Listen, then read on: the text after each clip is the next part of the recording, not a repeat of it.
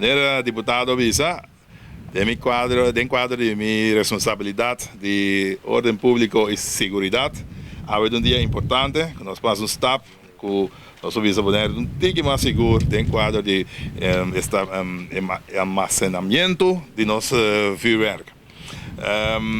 8 anos passados, tínhamos gezegd, agora promete, fim de ano que nós sabemos, dat tem issues com vuurwerk, e foi o dia que nós pensamos lugar em que nós vamos para nós vuurwerk responsavelmente.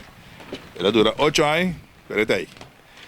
Zijn we te bezig met een tique mais seguro de quadro de vuurwerk e we espera importadora e se não gusta se bom uso de jet também assim na conseguir atender com o vuurwerk responsavelmente na Bonaire.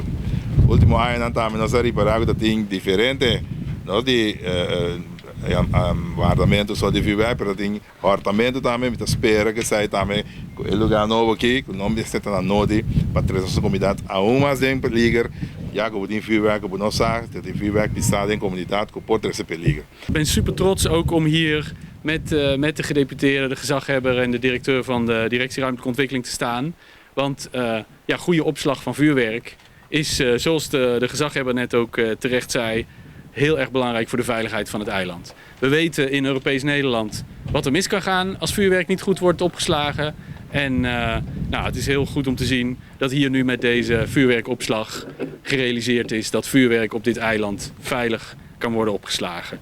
We hebben denk ik in 2018 ook bij de Lagoon stort gezien hoe het vuurwerk toen werd opgeslagen. Als ik zie hoe het er nu hier straks bij ligt, nou dat is echt een wereld van verschil waar volgens mij dit eiland beter van wordt.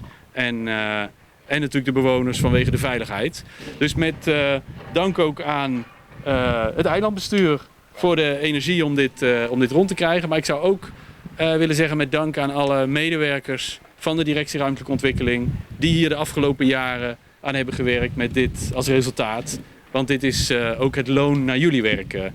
En dat is zeker zo belangrijk. Dus ik zou zeggen gefeliciteerd met een state-of-the-art op Bonaire toegesneden vuurwerkopslag.